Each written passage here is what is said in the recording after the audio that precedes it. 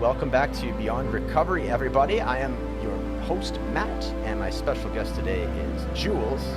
Jules is the author of the book, The Making of a Woman, and we are going to be talking about addiction, recovery, and many other topics today. So, Jules, thank you so much for coming on the show today. How are you?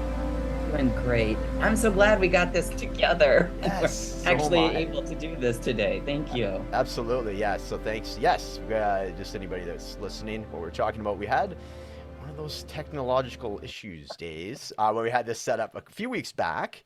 And, like we were saying, technology is great when it works. So, and it was one of those days, there was a few ghosts in the system. So we rescheduled and here we are. So really happy to be talking to you today. Yeah, thank you. You bet. So yeah, I'm interested to hear, very crazy, like, life story that you have and that you've published this whole story into your memoirs, into this book, The Making of a Woman. But I'd love to start right from the start, right from your origin, the get go. How was your life growing up, and when did alcoholism and substance abuse show up in your life? I'm from the Midwest, so it started before I even arrived. Right. The culture's up there. It's just very prominent. There's always alcohol, and I'd say primarily it's beer, right? That seemed to be the big thing. And if you had, shots or anything like that, that was like a different genre of folks up there. But I lived in a small town. I was a single kid. I had a father and a mother, and I thought life was perfect. I was, keep in mind, I'm 6, 7 years old. I'm a daddy's girl. It's in the day and age where, you go hunting and, you have the dogs that you play with. It was just that kind of homestead for me. And so, but little did I know behind the scenes that my father struggled with the disease of alcoholism. But I never knew. I mean, because I knew no different. And so, one evening he came home and he came home and put a despair of the financial situation he had put the family into. And he thought it was going to be the best decision of what he had was to commit a family suicide. And so my mother, being very small, being very frail, was able to maneuver that night where, just, I mean, talk about puppeteering, huh? Like, so he would, be writing this letter, coming back to my room and saying, I love you, goodbye. And my mom would be taking the gun and throwing it off the porch. I mean, it was like, I had no idea, though. I had no idea. And so that evening, of course, things worked out where the phone rang at right the perfect time. Mm. And my mom and I hightailed it out. I'm in my pajamas. I can still see my Holly Hobby pajamas. And I've got my Grover in hand. And of Yes. course, it's winter. So I got my coat on, Yeah. and we're in this car and we're driving down the dark road. Um, it was a very confusing time. I didn't really know. My mom would say things like, "Oh, we're just going to go spend some time at your uncle's." It was that Mm. kind of, Yeah. informative type of transition. And so, um, we did that for a few months and then really for even a few weeks. And keep in mind, this is back in the 70s. And the 70s for women were a totally different era than where we're at today. So there's not pamphlets laying around, about domestic abuse or alcoholism or right. So and let's face it, she probably made basic minimum wage. Mm. So the resources were very limited. And so all I can think is the reason why she made the decision was because that was the best choice that she had. So she quickly remarried into a larger family. We could be taken care of, we had a roof over our head, that stability that she needed, that she wouldn't be able to necessarily get on her own. And but that family was very toxic. Even though there Mm. wasn't alcoholism, there was a lot of sexual abuse and mental abuse, and and and I became one of 6 kids. Mm. So talk about mental health issues. I I became lost. I was lost in the world of lost, you know? And Right. so that went on. That went on for quite a few years. And this is where I really kind of just became very small. Mm. And I just see myself as, you know, a little small, frail, you know, blonde-haired girl. And it was like if I could stay out of the limelight, I wouldn't get his attention, Mm. which meant that I wouldn't get his, you know, derogatory statements and all of the, I just didn't have to be in that. Now, the sexual abuse, that was not something that I was able to get out of, in a sense. Like I couldn't become small enough for that. But, you know, it got me through how many years that my mom stayed married there. And you know, it's really interesting. And again, it's like, you know, you look at things and you go back and you try to figure out with your adult mind, like, what the fuck was she thinking? Like, you know what I'm saying? It's like, Yeah. how how do you how do you think that was the best choice? Or, you Yeah. know, and so what I also think back is that, you know, we moved to a trailer.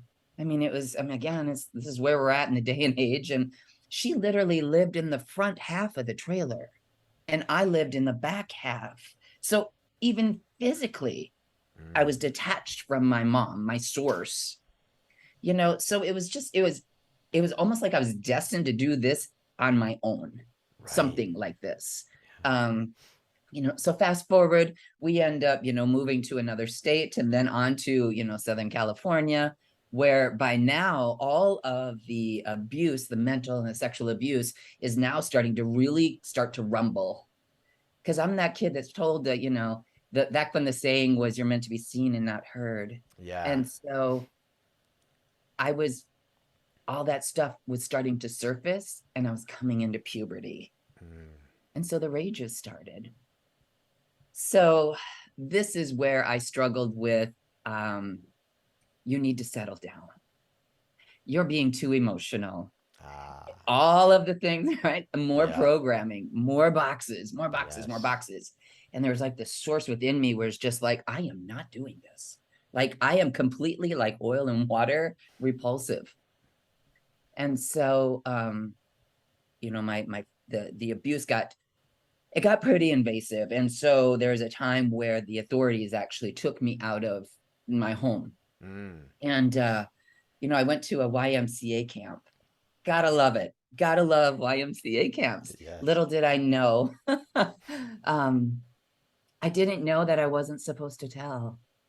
And Ah. it was in an amazing, loving environment. And so here I'm finally found, you know, I'm like surrounded by, you know, other girls my age. Mm. And I just let it all out. I just told everything. Yeah. And that I didn't go home after that. Sure. Which is good. Right. But it was, again, a very confusing time. Like, what the heck's Yeah. going on? Why can't I go home? And Yeah. so, you know, I then stayed with one of the counselor who is also kind of in the throes of her transitioning from, you know, being married to being single and that wild, you know. So there's a lot of more drugs and a lot more alcohol, and now we've Mm. introduced men, you know, and so it's just this snowball that's taking place. And then but I'm only in eighth grade at this stage. Wow. Yeah. Yes. Yeah. So we move back to the Midwest. My mom has, you know, this has surfaced, you know, the authorities are involved. You know, my mom's like, absolutely not. There's another child that's been born between the two of them. And so with Oh. custodial rights, blah, blah, blah, Yeah. we end up going back to the Midwest.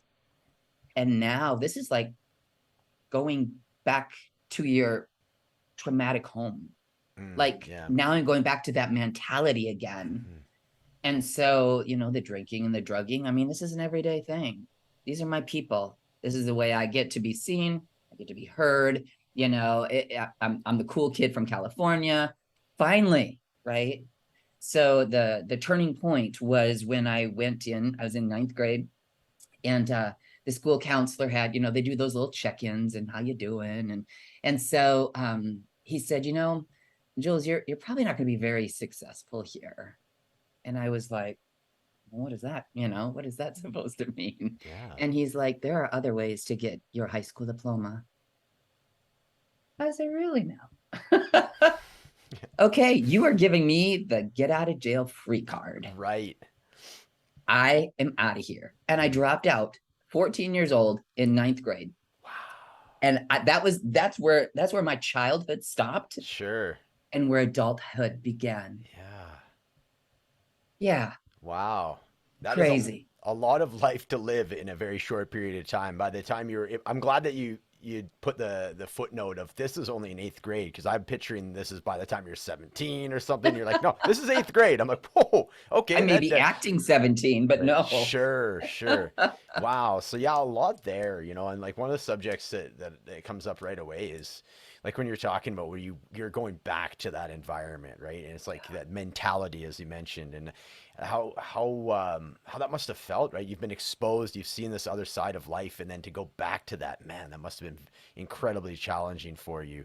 And yeah, I'm just interested, like, what was your take on that exact thing, like the environment, the mentality, and what effect that had on your personality and your substance uses and such. I think with that anger and that rage, that still hadn't been treated, by all Mm, means. The only thing now is I have a band-aid that will keep it down, which I right, can actually function in the general society, right? Um, so what's happening is I am becoming this chameleon. right. I'm becoming a chameleon, and I can chameleonize between different people. And with that sort of upbringing, sex became my currency. Mm, So now I have the in with anybody who's at this level of functioning, right? And right. so this then introduced me to different people. I mean, motorcycle riders to, office people. I mean, just every different walk of life. And Mm, I had that ability to become whoever that was. right. But all I knew is when I walked, when we went back to the Midwest, and it's that mentality. I think that is really when I started to understand like the energies of a room. Like, Mm, like for you to walk into my house, a childhood house, would mean nothing. You'd be like, right. those are, but for me to walk in there, Yeah. oh, that's a whole different thing. Sure. And so I think, I was very intuitive at that time, which again then worked in my favor as I chameleonized throughout the next 19 years of drinking and drugging. Right, and we'll get to that. And Yeah. I'm imagining that we're going to talk about your the anger and how that continued to resurface, and how you found an outlet for it, presumably. I'm assuming.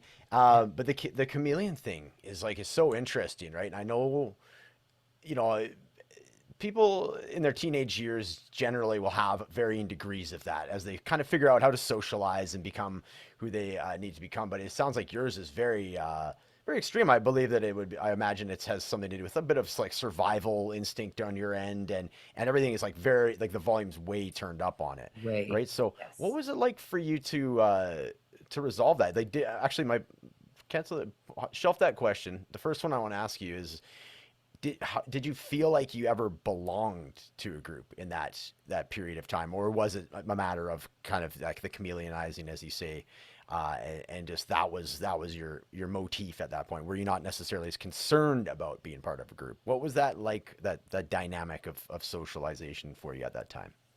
I knew I was never going to be like them. Oh, Right. okay, And I yeah, think when I think too, like when I left my biological parents and went to the next house, right? Oh, now yeah, you're the spoiled kid. Like I was always a source of separation. And then that just okay, evolved into, again, I went back to the Midwest as a California girl.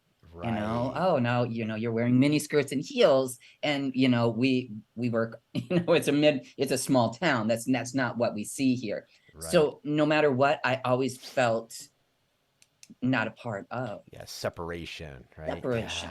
yeah, Yeah. And in fact, as further along, and because of the rage, and of course I brushed up against people, and well, then it got to be like I would be fearful that somebody was going to kick my ass. Like I would, if I would be going to a gathering or something, I would have to know who is there, Right. because I have probably opened my mouth or Yeah. whatever. And so then it got to the point where I had to, I mean, my own people weren't even my people. It's, Wow. Yeah. yeah. I So it's got you. very independent, very isolated. Very isolated. And was the feeling of independent, was that a source of pride for you, or was there like a duality where you're just kind of like, was there also a longing of that deeper connection that you hadn't really established? I think it was the deeper connection, because, Interesting. I've Yeah. asked myself that, like, of all the people who have been on the road of recovery, everybody's different, right? And so it's Right. like, what was it within mine that kept me going? Like, Yeah. why didn't I stop? Right. Why didn't I commit suicide at this stage or this stage, or or Right. get pregnant, or why's, right? Yeah. And I think what it was is that survival, that drive to survive, Mm. that warrior like person within me, Sure. it was, I just would never settle, Yeah. right? Interesting. Because all I wanted to do, all I desperately wanted to do every time I would move from place to place to place, I just want to get my feet underneath me. I Mm. want, I don't want to play by anybody's rules anymore. I don't want to do Yeah. what you're asking me to do. It's like, I just want a job. I want, my Yeah. own car, my own, I just want independence. Yes. I have Yeah. 7 transcripts. That tells you how, I mean, Yeah. I was not going to stop until I Yeah, yeah, got exactly. there. Till you got where, yes. So there has always been, it feels like you've been born with this drive that just, there is this level that you want to get to or that you expect of yourself. However, Yeah. that, whether that you're born into that or if that's just your spirit or your soul or whatever it may be, and it's just unwavering. So Yeah. yeah, interesting, cool. That's a great answer. Well, I'm interested to hear. Okay, so we're taking it up from your 16. You've dropped out of school, and you had this foreshadowing. The next 19 years were quite tumultuous for you. So, what is the next stage of your life here, please? After the tornado, like, kind of You got settles. it settled. Yeah, exactly. So here I am. I'm 35 years old. And I now have demolished any sort of connections. My mom, I mean, anything and everything. And so, and I've moved around. I looked at I had to look at my taxes. The last 3 years, I had moved 13 times. Whew. That is the duration of my relationships, Mm. from bliss to black garbage Yeah. bags. Yeah. Like, that's Yeah. totally, that was it. That's the Yeah. span of the relationship. Wow. And so what happened was, before the last garbage bags came out, Mm. I was with some friends, and I just, we were out, and I just said, God, I just wish I didn't drink so much. And I maybe was complaining about the headache, maybe my body aches, whatever it was. But the 2 people in the front seat were both in recovery. Oh. And within 30 minutes, not tomorrow, not 3 days, 30 minutes, I was sitting in one of those cold metal chairs in the rooms of recovery. Yes. It Yes. was so gross. It was so, here I am, Miss Martini. No, by the way, I'm drinking wine from a box, but I am sure that I am Miss Yeah. Martini, Sure. No, And so, of course. and it was smoky. It was gross. The people, the burnt coffee smell. I'm thinking, what are we doing here? Like, Mm. do you need to be here? We can do this for you. Like, I'm okay with Mm. having no clue, like, what was really happening. Right. And I remember, you sit in this chair, now you can't talk, right? So now you have to pretty much be silent. And I remember there, it was so busy. It was very busy. But I remember they said, is anybody here, for the first time? And one of those girls who were in the front seat kind of give me the elbow, like, and I was like, yeah, kind of like, oh, I like attention. Yeah, Hello, sure. Yeah. And they're like, oh, there's a hot one. A hot mess. But the envelope went around, and that sort of stuff. And then, as they started going through the meeting, right, all of a sudden it was like this feeling of like I could exhale. Like I did not have to worry about defending myself. Like there was something that took place in this room. And then as I sat there in that space, tears started to well up in my eyes. Nobody's talking to me. I was like, I don't even know what the heck. I hadn't cried in probably like 8 years. Mm. And so this is happening, and this is happening, and it's like, holy shit. And I mean, they're running down my face, and my friends handing me the tissues, you know. And that was the last day I ever drank. Wow. And that was 15 years ago. Oh, congrats. That's amazing. Yeah. Wow. So just the power of just that one meeting. And like you say, what are the chances that you would say something where there's two people, in the Totally. front seat that are like, look, Kate, we're going to take care of you right now, and Exactly. just very unassuming, bring you to it. And wow, Yeah. that's what a story. What do I had a similar, I know what you mean. Like I can imagine, I can relate to what you mean because my first meeting was similar where like as soon as the first guy started talking about the opening verbiage, I felt this massive weight come off like a physical weight come off my shoulders. Mm-hmm. Same thing. I started tearing up. Yes. What was it like? Like, what do you liken that to? Is it a spiritual, like, for me, it was this, I believe it was a spiritual, experience that I had. Like, when you think about it, what comes up for you? I think that is what I hear about when they say Mm, the willingness to seek, right. right? And really, I didn't even know what the hell I was seeking, but I was willing to go. Sure. And Sure. so, yeah, there is. It was almost like you said, there's like, for me, it was like this warmth. I mean, it was just like I said, for me, it felt very safe. Mm, And hmm. then when I went to the next day I went to another meeting, and the next day and the next day. And I mean, now you've ripped that band-aid off, right? Sure. Yep. Okay, so now I'm not even looking pretty anymore. I am a mess. I'm like blowing bubbles at every meeting. I'm angry one minute, I'm crying the next. I'm telling people off. I mean, I'm just boiling over. I'm just boiling over. And the women, Jules, you're gonna see it. We'll see you tomorrow. Mm, I hadn't been told that in a long, long time. And I mm, would show up that next day and they would give me that hug. And it was almost like that's what kept me coming back. mm. Like that is all I was capable of, is just showing up and getting a little bit of dose of love through hugs of complete strangers. Yeah. Wow, eh? Yeah. So cool. Thanks for Yeah. sharing that. What else did you have aside from the meetings, those daily meetings that you're going to? You're getting this connection with these strangers that become, closer than probably most other people in your life. What other things, Jules, did you have that started developing or flourishing at that time in your life around 35, and beyond? What other things were coming your way in your life at that stage? Well, those first 3 years were pretty rocky. Mm, I had a lot of unlearning to do. Um, I didn't get a sponsor for a long time. I didn't trust anybody. But do you remember that drive I spoke of and that yeah. oil and water immersion? Mm-hmm. That played in my recovery. Mm, So then it was kind of like I was adamant that I was not going to miss that meeting. I don't care who the fuck you are. I'm going to that meeting. yeah. Oh, you don't think I should be in this meeting? Better yet, I'm going to stay for this meeting and the next one. Like I was that Yeah. girl. So, Yeah. I did a lot of fighting through those first few Yeah. years. Yeah. But something miraculous that happened is, I live in Texas. If you can imagine, it is wickedly hot down here. Mm-hmm. And, when you leave the air condition and you go into this like soup like weather, right?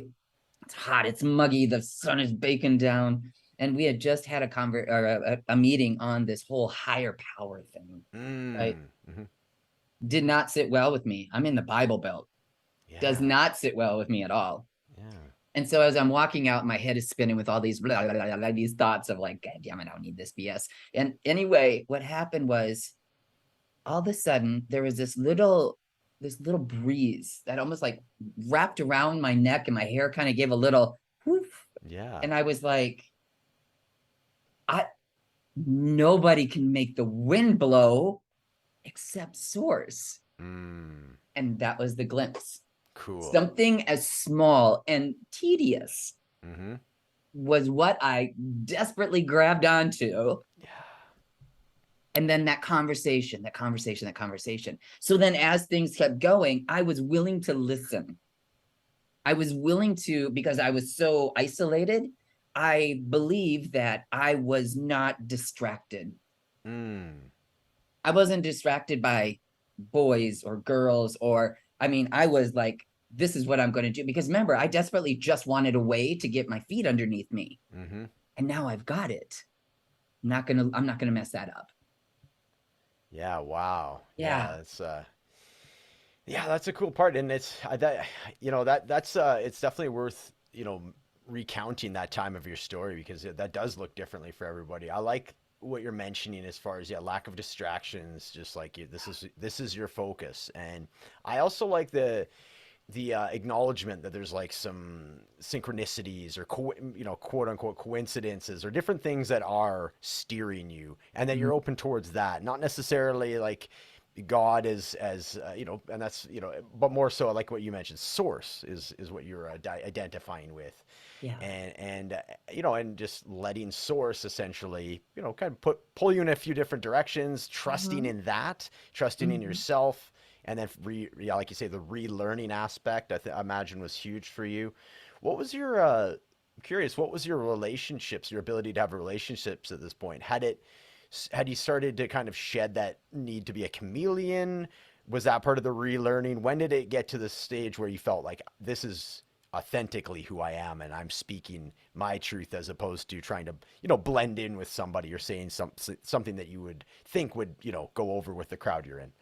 Oh God, that has been over the years. That is definitely that one that keeps peeling back, peeling back. Sure. Because as an alcoholic, I always felt less than, right? And I Mm, would try to dress up the outside. right. Um, I think really when I was able to feel through my heart, my mom died at the 1 year mark of my sobriety. She gave me she gave me my 30-day chip actually before she got sick. Oh, wow. Um, and and at my 1 year, she had passed on with from lung cancer. But um, when I had the opportunity to actually give the love that people have been giving me, Mm, I think that is really when I started to feel the worth that I got a lot of messy stuff around me. My credit score looks like shit. I don't, this car isn't even mine. And yes, that is a track phone. Like all of that is still happening. yeah. But Yeah. to know that I have chills going on my legs, to Mm, know that I could be there for my mom mm, at that stage of her journey, it gave me worth. It made me feel like I was I was like an adult. Like, Source used my hands to love and comfort her, or my wow. words to love and comfort her, right? And that felt really good. It's one of those things, like the healing happens on both sides, right? Sure.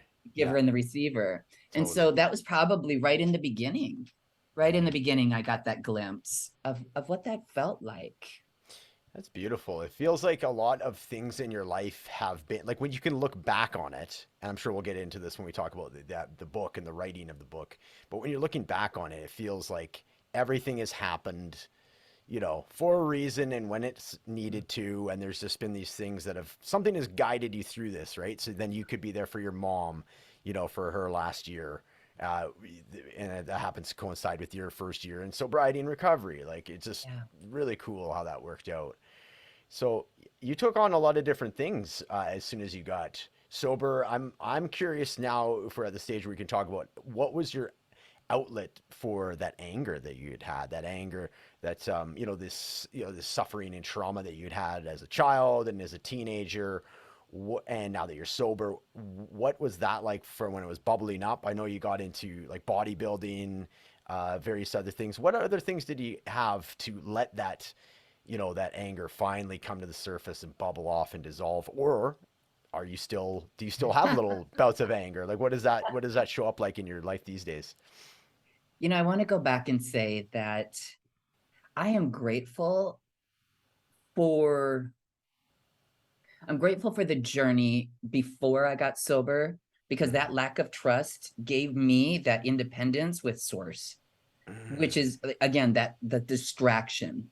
I didn't have anybody. So I would go home and I would listen to those meditations, and then I would Cool. listen to it again. Yeah. I was all I had to rely on. Mm. It was me and source and those darn meetings. Mm. You know what I'm saying? And so Yeah. it built that relationship. And I've had the days. I remember I was about 5 years sober, and oh my God, I had my heart broken terribly. It was the first time I ever fell in love. And I had Mm. my heart broken. And I had that conversation with God. Like, Okay. Yeah. are you fucking kidding me? Like, Yeah. what is all this for? La la Yeah. la la la la la. Yeah. And I stopped talking to Source for like 3 days. Yeah. So it is, that relationship is like that. So now, and I had to just go back because that's a big thing. I It think is. so many times people are very quick to look outward. And I think it's very common. I mean, normal people look outward, but I probably drank for what was on the inside, right? Mm.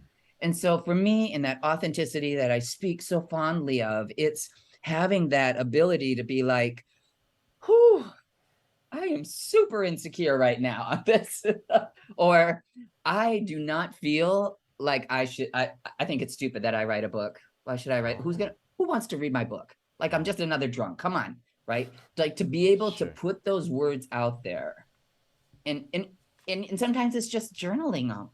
It doesn't have to be screamed from the rooftop, but it's that ability to be like, oh my God, this is not who I think I am. Yes. So, as moving forward, this relationship with my God is getting stronger and stronger. What's happened is the clean, kind of go through, figure out what I can, as we do step work, right? We get rid of the shit that's not ours. And, we get that freedom of carrying all that stuff around. And then what happens is there's some deep rooted stuff. Mm. Like, I'm a human, right? Mm-hmm. I'm going to carry things around. And I do believe that my source, just like the day when I walked into the meeting and knew that all I could handle was that hug. Like, Mm. that was all I was capable of. If I had a kumbaya going on, I would have hightailed it out of there, right? And that's the way I see it when things come up from my past. The trauma will surface. Now, my job is to say, oh my God, oh my God, I'm like fearful of everything right now. Like, I'm cranky, I'm lashing out at my husband, and it's like, okay, hold up, stop. What's the root of this? Mm. Oh God, do you remember I watched that movie?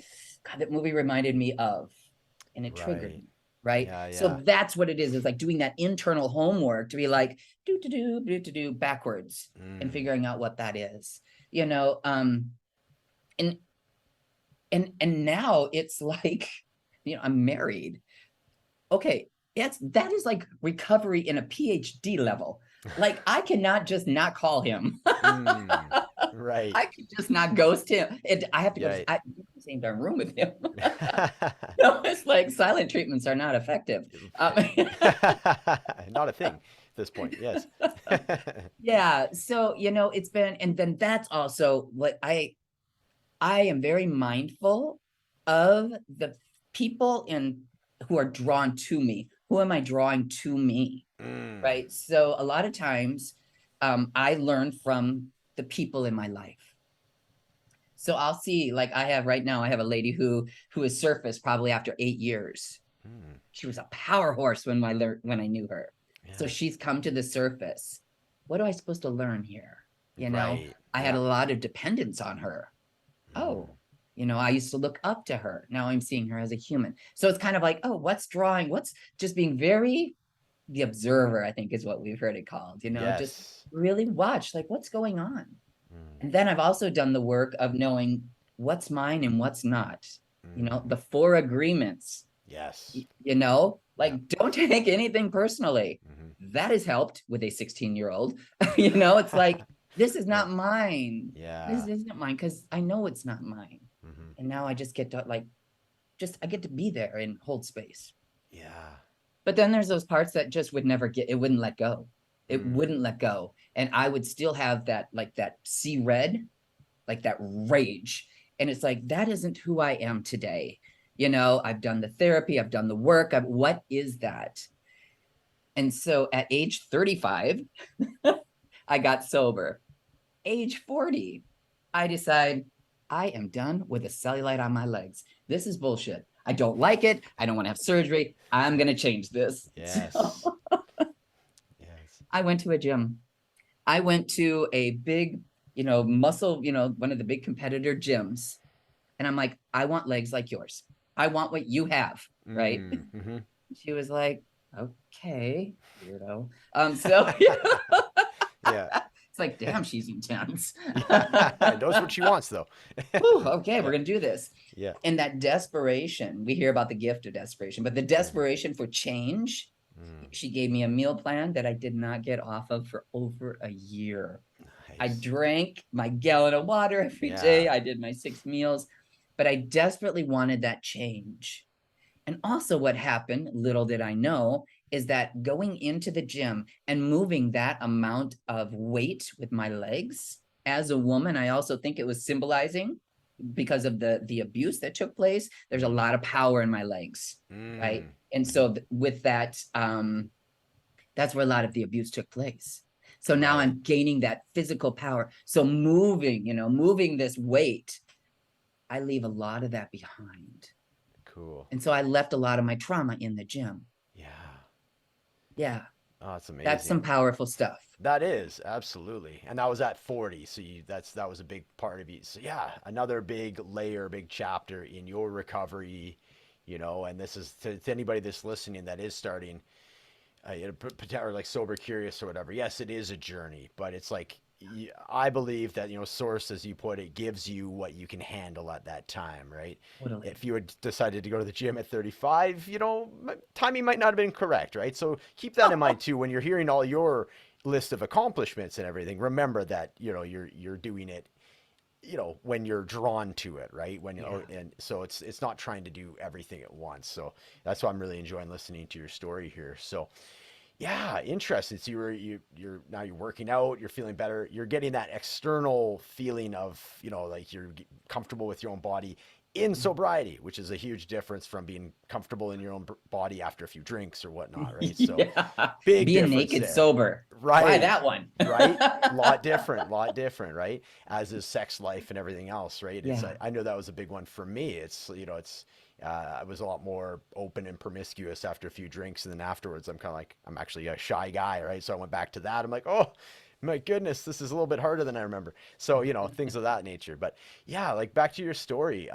So you've done the bodybuilding. I can really see these blocks that you're building up. You're doing this inner work. I love what you're talking about: journaling, meditation, relationship with source. Yeah. So what happened? I guess how far out were you thinking, okay, I got to put my story out there? And I also like how you touched on this idea of like imposter syndrome or self-doubt that came along with the book. So let's get into the book. How far out did you, unless there's anything else you want to us in on before that, but I'm just curious about how the book all came to be.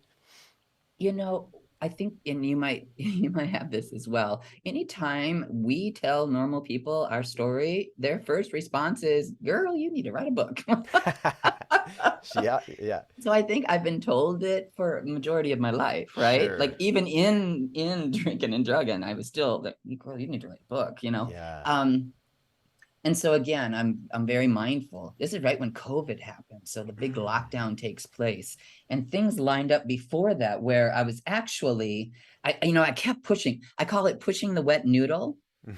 That's really what it is. Am I being pulled to something or am I being pushed to it? Right. And I kept pushing like source, like I gotta get this. I got all this time, I gotta. And it was like, it wasn't ready. I wasn't being pulled yet. I was pushing myself to it. Gotcha. And so what happened is I then took some time and went back and filled in all of my blackouts. There are spots in my story that I didn't have completed.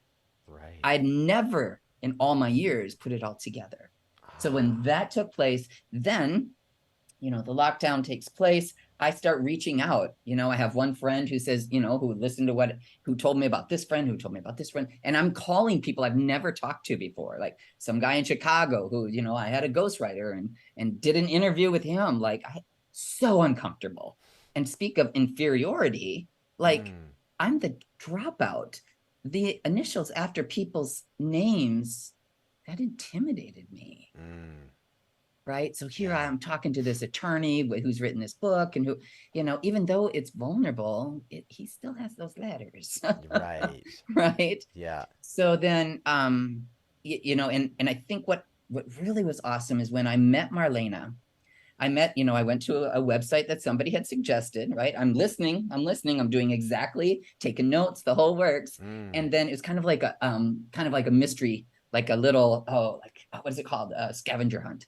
Yeah. Now you Yeah. go here and now you go here and now totally that's how it was. Yeah. And Cool. so then I went to the website where I, did this search, Marlena surfaced. And then I reached out to her. And then things like she was literally in the location where my husband and I kept our boat. She lives in the same state as I do. Wow. She, has similar things, like all of these commonalities. It's just like ding, Yeah. ding, ding, ding. So I saw those as all green lights. 100%. Yeah. Yep. And that's when she's like, hey, yeah, once I get back home, let's go ahead. Let's talk about it. Yeah. And so I said, I've told my story, but I only tell it through my side of the lens. I don't want more trauma out in the world. So sharing my story to normal people or people outside of the rooms of recovery might not have the effect that, we laugh about shit that's funny that a lot of people don't think is really funny. Totally. Yeah. So tabletop dancing is not funny for the average. Right. So Marlena had that gift of putting the words to my experiences. So between both of us, I would try to express things like, grabbing Grover on my way out the door, and she would be able to put that all into these beautiful words. And so the making of a woman, she was manifested and created, I guess, in 6 months. Oh, wow. Because Marlena also believes in energy and does meditation. She's like, I need you now to meditate. Who does this book need to reach? And so she almost became like her own entity. Yeah. So the name of it came up in meditation. Oh, the wow. picture on the front, if anybody is going to be on the front of my book, especially with the cellulite on my thighs, right? Yeah. Those are going to be my legs. So it was something that she just kind of became, and she's her own entity, and she touches people that I don't even know. Like I had to let go of that. My ego is like mine. Yeah, I want to see, Yeah. And then so I know that people are reading the book that I may never meet. Sure. Yeah. So that's how she came about. That's cool. I love how you talk it as she, so her own entity, like you say. Yeah. Really cool. So, and I like the idea, like and just the honesty that you have is like there is a attachment that you initially had to it, this ego-driven attachment. You wanted to, where she was going, right? And now I get the impression just from your tone of voice and everything that you've come to terms with the fact that it's, it's almost like a kid, correct me wrong, or like a sibling or something that's out there doing her own thing, and you're like, I'll hear a little bit about it, but I don't have control over that at this point, right? So. Yeah, she was going to be a movie. In the beginning, she was going to be a movie. Right. I was going to be, red carpets rolling out. Carpets, of course. Oh, yeah. Of course. Oh, God, yeah. And we set it up. I mean, we had the book signing. I mean, all this stuff. That's cool. And it was kind of like, I was all over until one of my friends, who's also in recovery, said, Jules, what if this book was written for you?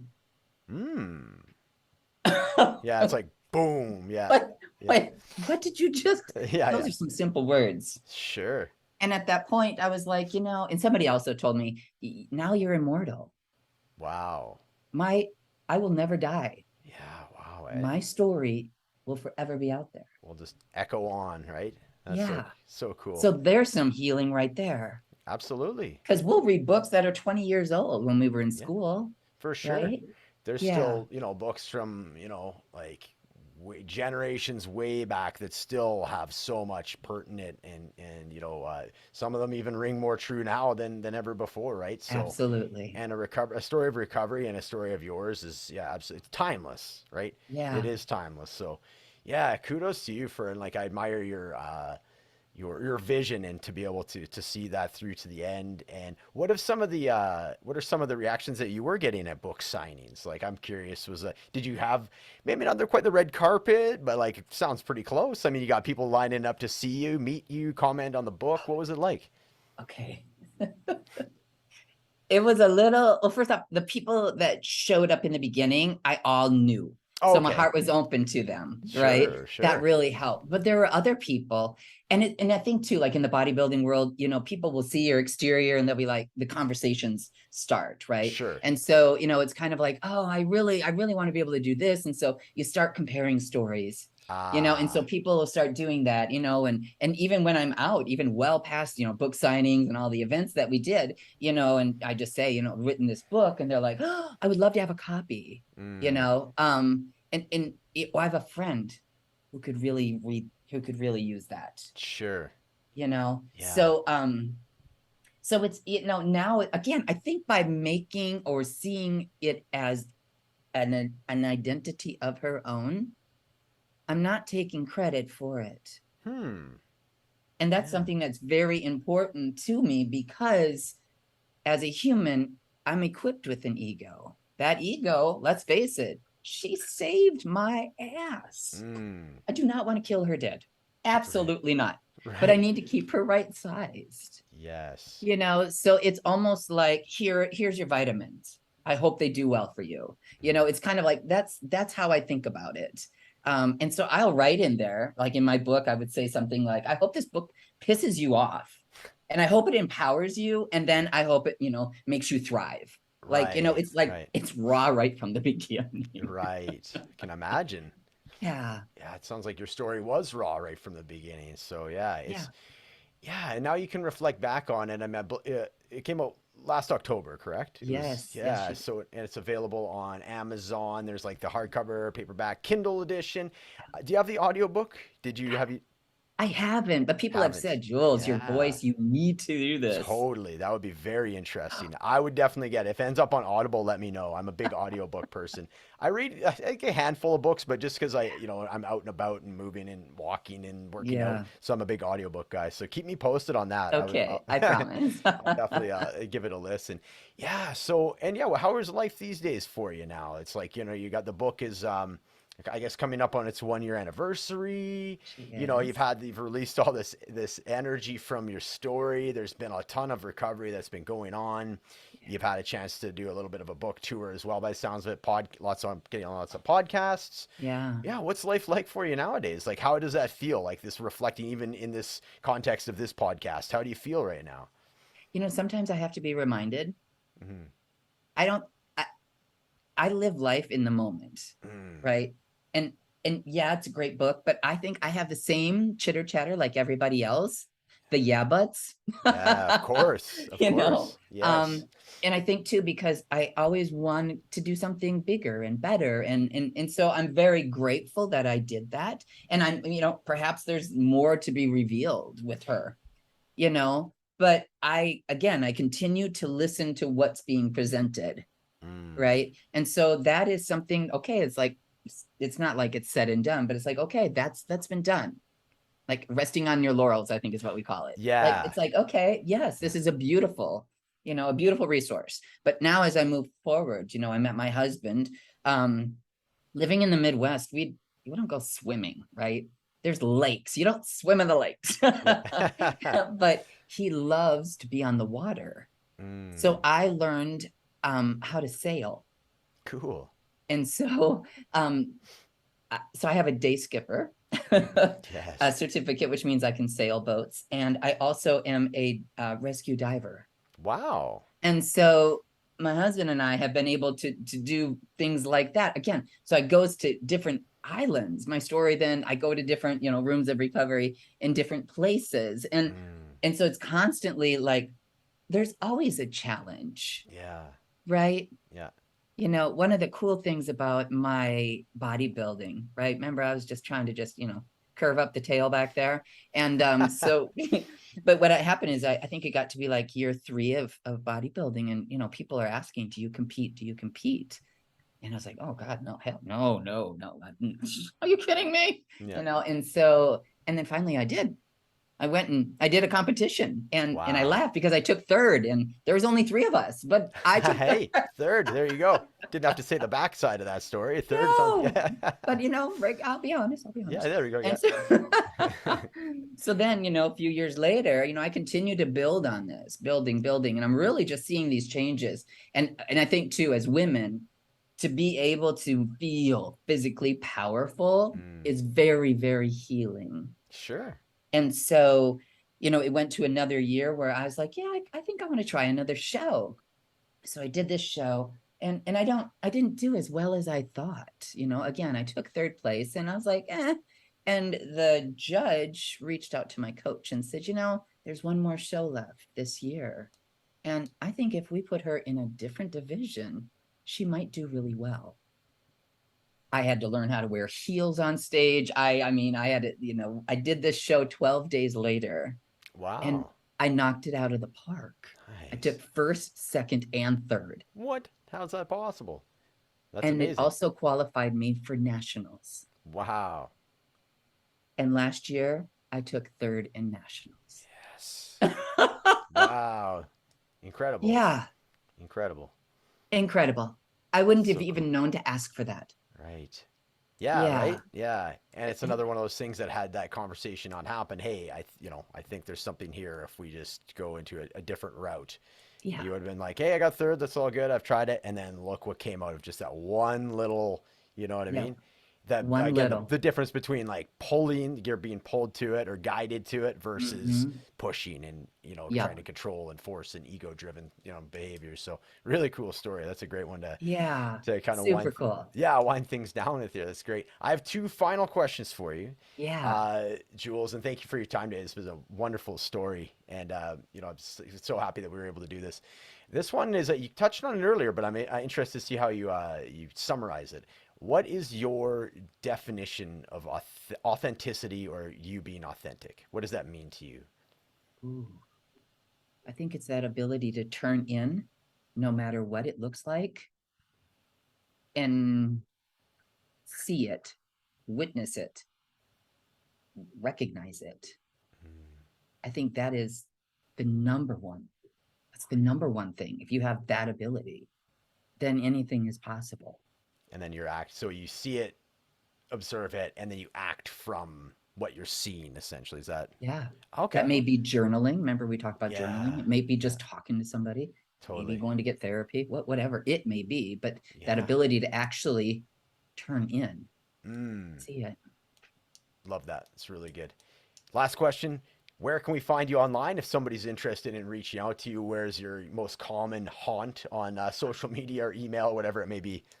The mothership of all. www.themakingofawoman.com. Beautiful. Everything is there. Social media channels, some of my blogs, of course, the book signing, all of those pictures and whatnot. Awesome. Yeah, that's Truly the the mothership. Yes. mothership, mama. I love it. I love it. Jules, thank you so much for coming on the show today. Yeah, this has And been great. Thank yeah, you. thank you. I'd love to have you back on. I always do an invite to folks towards the end of the episode just because, it's like episode 1 is kind of like your background, origin story, get to know you. And then we could Yeah, do a specific subject, topic at some point down the road too. And we'll definitely keep in touch. And thank you so much for your time today. you are very welcome. Thank you. Thanks.